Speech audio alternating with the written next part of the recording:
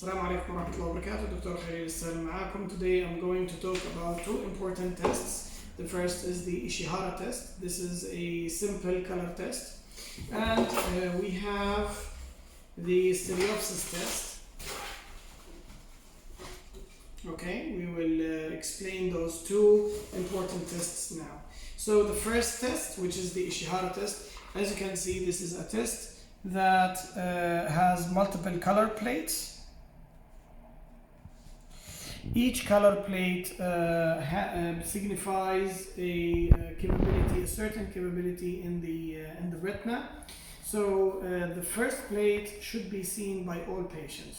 تمام اللي هو ال 12 هذا اللي انتم شايفينه. This is the first plate. This plate has to be seen by every patient. يعني if the patient is unable to see that معناها انه this guy is malingering. تمام هاي that's the first one. Second, these are these color plates. They signify red-green problems. This is more or less also red-green problems, but with the neural problem. Usually, the problem is either optic neuritis or something in the nerve. The problem is in the nerve. These are all the plates. So usually we have 15 of those plates. A normal is around 15/15, and if the patient, for example, achieves 8 out of 15, you just write that down, and it's a very good follow-up method. It helps you to understand more whether, for example, a patient with optic nerve meningioma, is the meningioma increasing in size? Is it affecting, for example, the nerve? Other than visual acuity, color testing is really good. So there are some. So what are the optic nerve functions? Optic nerve functions or optic nerve tests can be done are first of all the visual acuity, visual field, color testing, and finally we have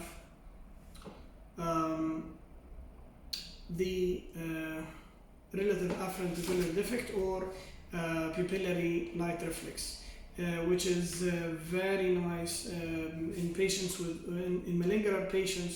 You can really pick them up just by doing the relative afferent pupillary defect in case they don't have anything. Okay, so that concludes the first one. Always when you are testing color vision, you have to go monocular. Okay, so what's the meaning of monocular? You have to cover one eye and then you ask the patient to see in the other eye. Okay, so this is called the stereo test. In the stereo test, you are using both eyes. It's very important to use both eyes. And in the stereo test, you have a fly, and once you ask the patient to wear those goggles, it's very similar to those used in the 3D cinema goggles that you buy.